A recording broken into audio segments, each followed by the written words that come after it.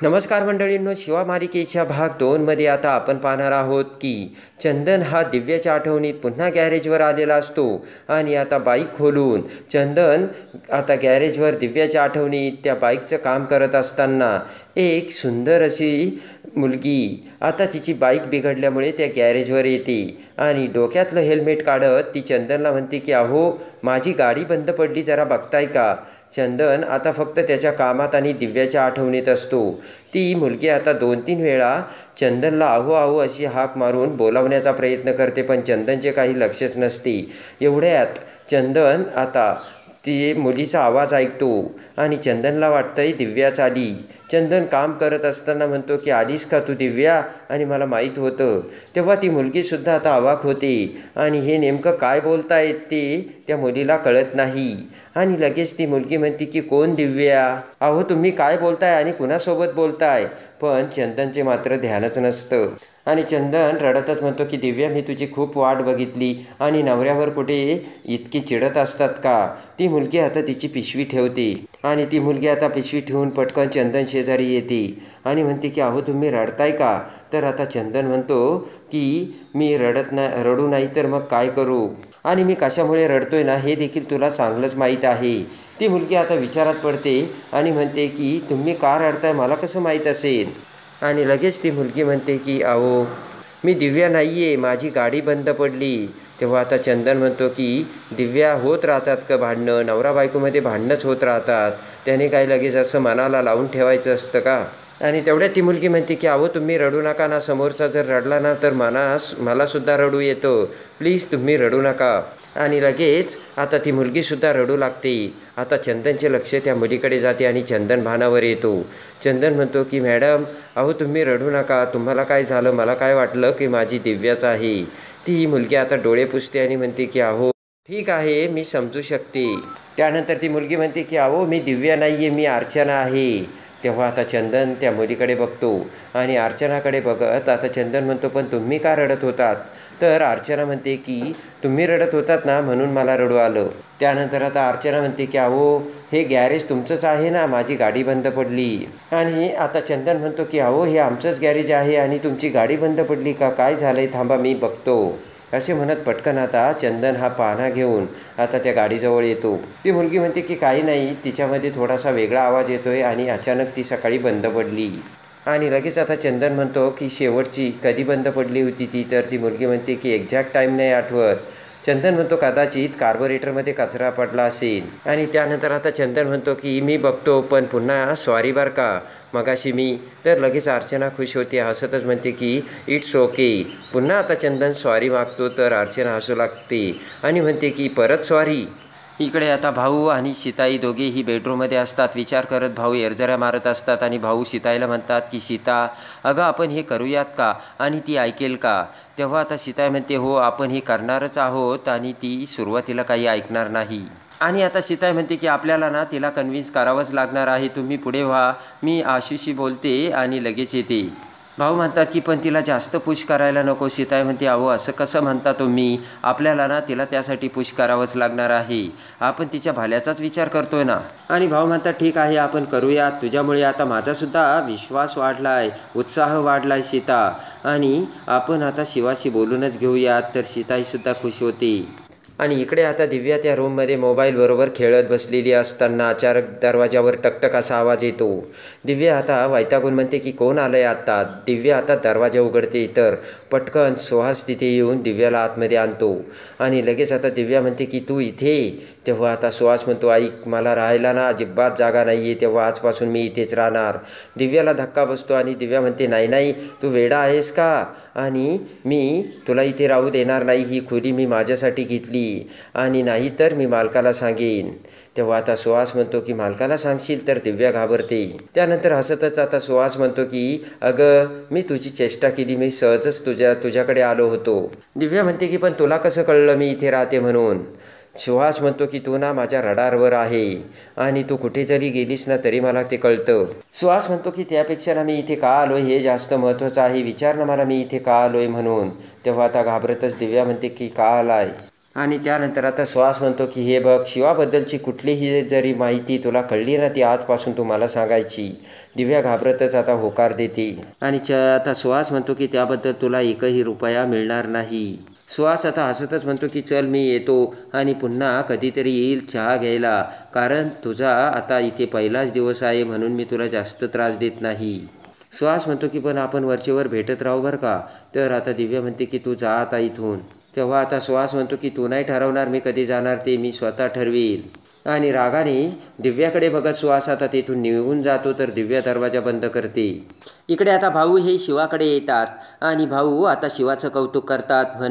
भाऊ म्हणतात की अवॉर्डमध्ये तू किती सुंदर बोलली. शिवा म्हणते की मी काय बोलले, मी तर मराठीतनंच बोलली. भाऊ म्हणतात की त्याचंच मी कौतुक करतोय. आपल्या मातृभाषेतून तू आपल्या भावना त्या सगळ्यांसमोर मांडल्यात आणि त्याही अगदी छान पद्धतीने. भाऊ म्हणतात इतर भाषेतील ज्ञानसुद्धा तितकंच महत्त्वाचं आहे. तू काही शिवा वाईट वाटून घेऊ नकोस. शिवा म्हणते की हेच मला कळलं की मला काही नव्हतं करायचं ते. भाऊ म्हणतात नाही नाही, मला हेच तुला सांगायचं होतं. भाऊ म्हणतात की तू लहानपणापासून कष्ट घेतलेस आणि अडचणीवर मात करत आलीस शिवा. भाऊ म्हणतात एकही गोष्ट तुला कधी सहज मिळाली नाही म्हणून तू खचून गेली नाही शिवा. तू कधीही हार मानली नाही म्हणून एखादी राहिलेली गोष्ट तू काय हार मानून अशी स्वीकारणार आहे का. शिवा म्हणते की भाऊ नेमकं तुम्हाला काय म्हणायचं.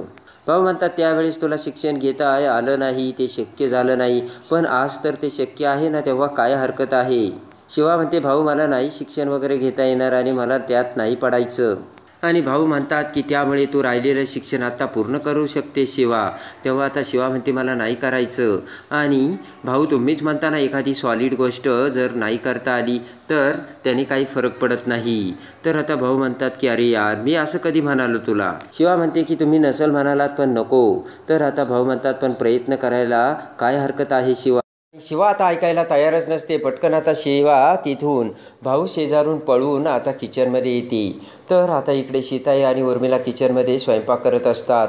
तेवढ्यात आता सीताई शेजारी येऊन शिवा उभी राहते. तर सीताई म्हणते काय. तर शिवा म्हणते काही नाही, तुम्ही कशाला स्वयंपाक करता, तुम्ही व्हा बरं बाजूला, मला सांगा मी सगळा स्वयंपाक करते. तर उर्मिला म्हणते नाही, सगळा स्वयंपाक आम्हीच करू. आणि त्यानंतर इकडे आता सीताईसुद्धा शिवाला सांगू लागते की हे बघ शिवा, मी लहानपणी ना आता शाळेतच जात नव्हते आणि मी माझ्या वडिलांना म्हणायचे की मला काय शिकायची गरज आहे आणि एखादी गोष्ट नाही जमली तर मग काय कुठं काय बिघडतं. आणि त्यावेळेस वडील मला काय म्हणायचे माहिती आहे का. तर शिवा म्हणते काय. सीताई म्हणते की ते मला म्हणायचे की शिक्षण हा माणसाचा पाया असतो आणि त्यामुळे शिकायचंच. तेवढ्यात आता शिवा म्हणते की पण सीताई आत्ता या वेळेला तुम्ही शिकताल का. तर आता सीताई म्हणते नाही. शिवा म्हणते की झालं तर मग चला. तर सीताई म्हणते काय चला, अगं माझं सगळं शिक्षण पूर्ण झालं. तेव्हा आता लगेच सीताई म्हणते की अगं तू आता शिकू शकतेस शिवा, तुला वेळ आहे आणि तुला सगळं येतं, तू हुशार आहेस. आणि त्यानंतर आता सीताईकडे बघत शिवा म्हणते की आशू उठला असेल, मला जायला हवं. पटकन शिवा तिथून पळ काढते. हसतच उर्मिला म्हणते की बघितलं का सीताई कसा पळ काढला तिने. आता आशूच्या बेडरूममध्ये शिवा येते आणि तनतन करत शिवा आता आशू शेजारी बसते आणि म्हणते की आज ना सगळ्यांना झालं तरी काय, सगळेजण माझ्या पाठीमागे लागलेत. तर आता आशू म्हणतो की मी अंडरस्टँड करू शकतो पण ते सगळं जाऊ दे शिवा. आणि लगेच आता आशू म्हणतो की ऐक ना शिवा मी काय म्हणतो. तर लगेच आता शिवा म्हणते की एक मिनिट, जर ही गोष्ट शिक्षण अभ्यास याच्यावरती असेल ना तर माझं डोकं फिरेल बरं का. आणि तेवढ्यात आता आशू म्हणतो की पण बाहेर ना तुला जे काही सांगतात त्याचा एकदा विचार कर ना.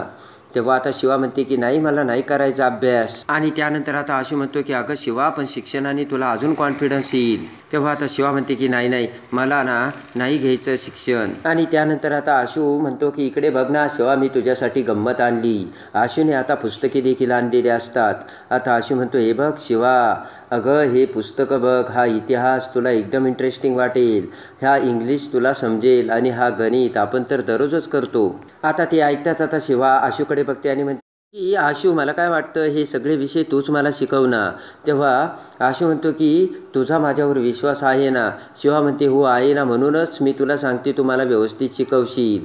तेव्हा आता आशू म्हणतो की अगं मग हाच विश्वास तू शाळेवर ठेव ना, ते तुला अगदी व्यवस्थित सांगतील आणि शिकवतील. आणि आता बोट करत आता शिवा म्हणते की मला कळलंय तुम्ही हे मुद्दाम करतायत ना.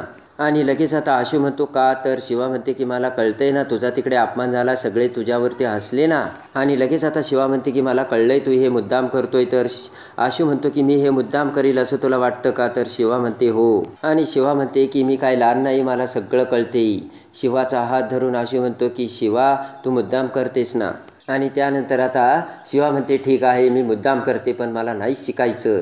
आणि शिवा जाऊ लागते तर आशू देखील आता हत्ताला पेटलेला असतो. आशू म्हणतो की मी सुद्धा तुझाच नवरा आहे आणि मी सुद्धा नाही ऐकणार. शिवा आता तनतन पाय आपटत बाहेर येते तर आशूसुद्धा शिवा पाठीमागे. आणि आता समोर संपदा, भाऊ आणि सीताई सगळेजण उभे असतात. शिवा म्हणते की बघा ना सीताई, हे सगळेजण माझ्या पाठीमागे लागलेत. भाऊ म्हणतात हे बघ शिवा मला माहिती आहे तुला टेन्शन आलं आहे.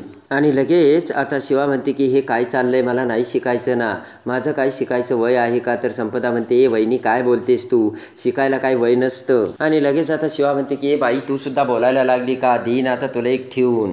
तर आता असं तर संपदा म्हणते की ए थांब वहिनी थांब. आणि भाऊ म्हणतात की हे बघ शिक्षण घेतल्याने कधीच वाया जात नाही. आणि आता शिवा म्हणते की हे बघा भाऊ मला घरात खूप कामं असतात आणि जर ते झाले नाही ना तर तुम्हीसुद्धा अडकून राहणार. शिवा म्हणते की घरात पूजा असते, अंगण झाडायचं असतं, घरात स्वयंपाक करायचा असतो, खूप कामं असतात.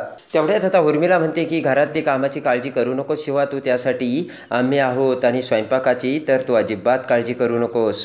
संपदा म्हणते की आणि मी सुद्धा घरातल्या कामात मदत करील. उर्मिला म्हणते की हो. आणि शिवा म्हणते की पण हे कसं. तर आता आशू म्हणतो की हे बघ शिवा गॅरेजमध्ये सुद्धा मी तुला कामात मदत करेल. तेव्हा भाऊ म्हणतात शिवा आता तुला हे बघ शिकायचंच. आता सीताई म्हणते हे बघ शिवा तुला शिकवण्यासाठी आम्ही शिक्षकसुद्धा नेमलाय. आणि आता आशू म्हणतो की बघ शिवा तुला घरच्या घरी शिकायला मिळणार, आम्हाला तर शिकण्यासाठी शाळेत जावं लागायचं. आणि त्यानंतर आता शिवा म्हणते की मला नाही शिकायचं म्हणजे नाही शिकायचं. तर सगळेजण एका सुरात म्हणतात शिकायचं म्हणजे शिकायचं. शिवा म्हणते नाही, तर सगळेजण म्हणतात हो. आणि आता शिवाचा सुद्धा नाविलाज झालेला असतो. आणि आता घरच्यांनी शिवाला शिकण्यासाठी तयार केलेलं असतं. तर आता शिवा ही सगळं शिक्षण घेऊन आता इंग्रजीतून फडफड बोलत सगळ्या जगाला कशी दाखवून देणार की शिवा ही सुद्धा काही आता कमी नाही. तर आता शिवा ही शिक्षण घेऊन कशी पुन्हा सगळ्यांच्या समोर येते हे बघण्यासाठी आणि शिवा मालिकेच्या डेली अपडेटसाठी बेल नोटिफिकेशनवर क्लिक करून आपल्या चॅनलला लाईक करा, सबस्क्राईब करा.